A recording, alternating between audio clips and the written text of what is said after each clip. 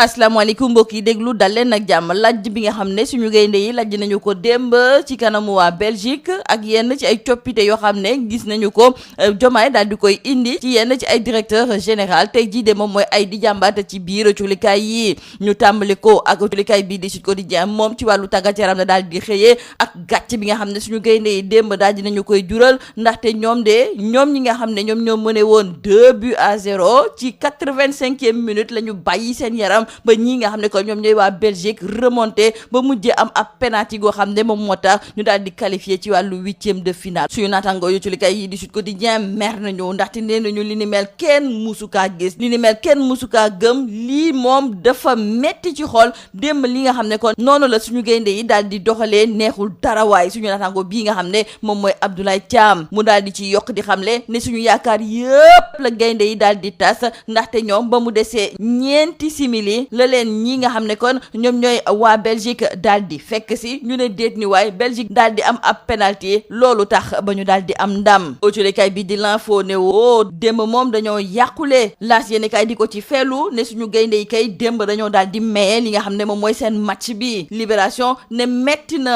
na nag défaite bi nga xam ne démb suñu gaynde yi daal di nañu koy am ci kanamu ñi nga xam ne ñoom ñooy waa Belgique te pourtant suñu gaynde yi nag ñoom ñoo mëne woon wante dem nañu ba ci 85e minute bi ñu mel ni nag gisuñu dara ñii nga xam ne ñoom ñooy waa Belgique mujjee ñëw ba tolloo ak ñoom ba pare raw leen Le Quotidien moom it di ñëwaat ci défaite bi nga xam ne démb suñu gaynde yi daal dinañu koy am ci kanamu ñi nga xam ne ñoom ñooy les Diables Rouges bu Belgique mu daal di gis ne Pape Thiaw ak équipe am ñoom fu mu nekk ni kon qualification bi la ñu daal di jébbal ñi nga xam ne ñoom ñooy waa Belgique ba mu desee juróomi simili Le Soleil ne metti na wante suñu natango yi ñoom dafa mel ni ndee dañoo joxoñ baaraamu tuuma ki nga xam ne nag moom mooy Pape Thiaw ndaxte dañoo daal di gis ne Pape Thiaw yenn ci ay changement yi nga xam ne kon moom la daal di amal kenn comprendre lan moo ko waral loolu sax suñu maytuwulee moom moo tax ba nag démb ñu daal di ñuy éliminer autolikaay bii di Tribune ne aha kay luy njiig Pape Thiaw moom mooy njaag ndaxte na mu doxalee démb ak suñu équipe bi jaarul yoon loolu moom moo tax ba ñu éliminer réewum Sénégal yor bi tamit li ni mel la daal di gëm moom sax mi ngi ñuy xamal naka la Pape Thiaw fexee nag ba ñii nga xam ne ñoom ñooy waa Belgique daal di qualifié ci wàllu 16e de finale loolu moom moo tax ba ci biir culikaay bi di enquête ñoom ñuy laajte ndax ba léegi dañoo war a bàyyi Pape Thiaw di tàggat ñi nga xam ne ñoom ñooy suñu gaynde yi L'Observateur daal di seq waxtaan ak kii di Gawsu Dramé moom mi nga xam ne moom moo nekkoon coach bu CNEPS de Thiès muy gis ne Pape Thiaw amatul place am nag ci biir équipe nationale ñu ne déet ñu waaye ñu ngi ñuy xamal ci biir culikaay bi di L'Observateur ne joueur bi di Pape Gueye moom nee na fu mu nekk ni nag la mu gis foofu nga xam ne moom mooy ci staff technique bi daal doyu ko te tànk nag ñoom ña nga fa moom day jël pause de maanaam daal dootul dellu si waat nag ci lii nga xam ne moom mooy ci biir équipe bi ucolikaay bii di Subatel nekkoon démb xalam demoon na bay neex bumba daal di dog ndaxte suñu gaynde yi ñoom ñi nga xam ne ñoom ñoo mëne woon par 2-0 ba mu desee nag juróomi simili la leen match ba réer ba ñi nga xam ne ñoom ñooy waa Belgique mujjee ñëw tolloo ak ñoom ba faf daal di leen raw suñu natango yi daal di jox kaddu ki nga xam ne moom mooy Pape Thiaw ndaxte moom ñëwaat na nag ci penalty bii nga xam ne arbitre bi daf koo jox ñi nga xam ne ñoom ñooy waa Belgique moom nee na du commenter penalty boobu wante nag la ca xew daal ñëpp xam nañu ko rax ci dolli daal dinay gis ne bëri woon na nag ay problème physique ak tamit yenn ci ay joueurs yoo xam ne dañoo sonnoon loofoon nee na looloo tax nag ba yenn ci ay changement mu daal di koy amal wante ci biir colikaay bi di Les Échos suñu natango yi ñu ngi ñuy jottali ay kaddu Rudi Garcia moom mooy coach bu Belgique moom mu daal di gis ne équipe Sénégal ak équipe yu bëri sax ñoom bu ñu xasee ba daal di mëne ay 2-0 du ñu mën a fexe nag ba daal di téye match bi ba match bi du changé moom nee na ba ñu demee ba dugal benn bal la ñu daal di xamle ne ñoom dinañu dem fu sore te li ni mel moom moo mujjee am ñu desandi ak ci likaay bi di Les Échos ndaxte mi ngi ñee xamal ne ay coppite daal dinañu koy nemmeeku ci yenn ci ay poste ci ay kërub liggéeykaay yu bëri ci likaay bi di Les Échos ne loolu kon moom mooy firndeel ne ñii nga xam ne ñoom ñoo faat ci ginnaaw kii di Ousmane Sonko ña nga leen fay tàmm di leen jëlee noonu lañ ñu xamalee ne kii di Aïda Mbodj Toussaint Manga Ngagne Demba Touré ak tamit Alioune Gueye dàq nañu leen ca poste yi ñu leen tegoon Abdoulaye Niane Doura Baldé te ñu nekkoon ay ancien DG ci Macky Sall jege woon waa Pastef ñooñu de la ñu daal di tabb suñu natango yi du ñu yëgal sax ne Thierno Seydou Ly moom dellu si waat na foofu nga xam ne moom mooy ca Petrosen Fally Seck mi nga xam ne moom mooy recruteur des maires pour Diomaye président moom la ñu yóbbu te dialogue social autolikaay bii di Vox Populi nekkoon Diomaye ma ngay tàmbali tàmbale di dindi ñi nga xam ne ñoom ñoo farak Ousmane Sonko ci poste directeur yi. Rewmi Quotidien nañu nag ki nga xam ne kon moom mooy Ngagne Demba Touré te mu nekkoon ca SOMISEN, ki nga xam ne moom mooy Toussaint Manga nekkoon ca LONASE, Aïda Mbodj nekkoon ca DER ak kii di Alioune Gueye nekkoon ca Petrosen, ñoom ñëpp Diomaye daal dina leen bale. jeexale ko culikaay bii di Subatel ma ngay ñëwaat nag ci tricherie yi nga xam ne moom la ñuy nemmeeku ci wàllu baccalauréat bi, ndaxte démb jàpp nañu benn ndongo boo xam ne dafa yore woon ay écouteurs ñu tuddee ko AirPod, doon déglu nag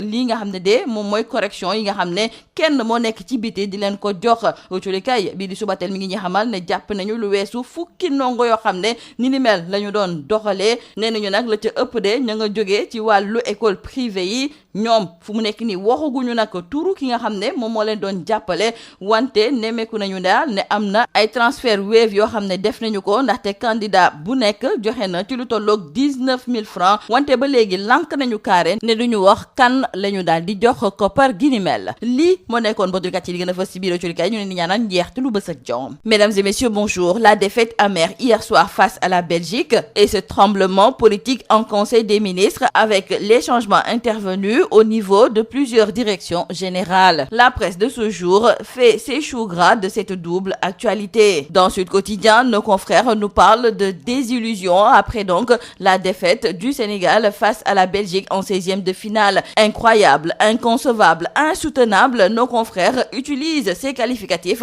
pour revenir donc sur le match qui s'est tenu hier entre les Lions du Sénégal qui tenaient pourtant fermement leur qualification après avoir mené 2-0 face aux Diables Rouges de Belgique. Et hier, les Lions ont vu leur rêve s'effondrer en l'espace de quelques minutes. Ils ont cédé à 4 minutes de la fin du temps réglementaire avant d'être achevés par un penalty confirmé par la VAR à la 120e minute. Dans le journal L'Info, nos confrères nous parlent d'immenses gâchis avec donc cet échec des Lions. Les Lions se sabordent, ajouteront nos confrères du quotidien L'As. Et dans le journal Libération, nos confrères trouvent que c'était tout simplement cruel, car le Sénégal, après avoir mené par 2-0 jusqu'à la 85e minute, les Lions ont été rattrapés par la Belgique puis éliminés par un penalty dans le temps additionnel. C'était donc la grosse désillusion des Lions qui se sont écroulés hier à la 85e minute, nous disent nos confrères du journal Les Échos. Pour nos confrères de Tribune, c'est un coaching minable qui a éliminé le Sénégal. Pour nos confrères, hier, Pape Thiaw s'est perdu dans ses changements et nos confrères de Yor Yorbi nous expliquent d'ailleurs comment le coach a offert la qualification à la Belgique. En tout cas, dans le journal Enquête, nos confrères se posent la question de savoir s'il faut virer Pape Thiaw de l'équipe nationale, car ce sont les changements opérés par le sélectionneur national qui sont au cœur de la polémique. Et l'élimination du Sénégal relance brutalement le débat sur l'avenir de Pape Thiaw à la tête des Lions. Pour Gaoussou Dramé, ex-coach du CNEPS de Thiès, Pape Thiaw n'a plus sa place à la tête de cette équipe. Il l'a dit à nos confrères du journal L'Observateur. Et l'on apprend avec nos confrères que Pape Gueye a d'ailleurs claqué la porte de la tanière. Il a annoncé que tant que le staff technique sera en place, il fera une pause avec la sélection. Pape Thiaw dans le journal Subatel pointe l'arbitrage. Certes, avoue-t-il, ça fait mal de perdre devant la Belgique, mais il faut féliciter l'équipe qui a tout donné. Pour Pape Thiaw, les Lions n'ont pas su gérer les 2-0 et le penalty, chacun peut le commenter, il ne veut pas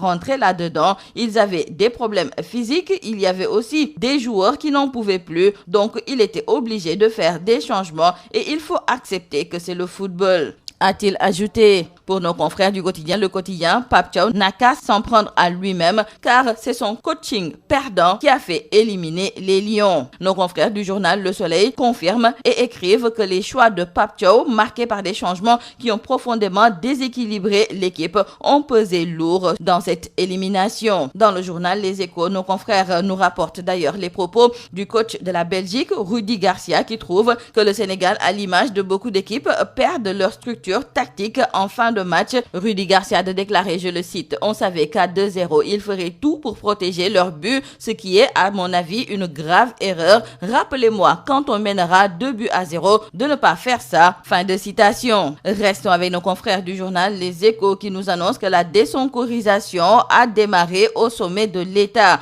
Diomaye qui commence donc la purge et réhabilite d'anciens pastéfiants. Aïda Mbodj, Toussaint Manga, Ngagne Demba Touré, Alioune Gueye ont été limogés. Abdoulaye Niang Niane, Doura Baldé, ancien DG sous Macky et ancien proche de Pastef ont été nommés. Nos confrères d'ajouter que Thierno Seydouli fait son grand comeback à Petrosen et Falisek, le recruteur des maires pour Diomaye président, a été bombardé au dialogue social. Dans le journal Vox Populi, nos confrères d'ajouter que Diomaye entame la purge des pro-Sonko et revient à la charge sur la révision de la Constitution. Nos confrères du journal Rewmi Quotidien, eux aussi, nous parlent de ces directeurs généraux qui ont été tout simplement balayés à l'image de Ngagne Demba Touré, Toussaint Manga, Aïda Mbodj et Alioune Gueye. Terminons par nos confrères du journal Subatel qui reviennent sur ces cas de triche au baccalauréat qui deviennent inquiétants. Nos confrères nous indiquent que le ministre de l'Éducation nationale avait pourtant fait un communiqué pour menacer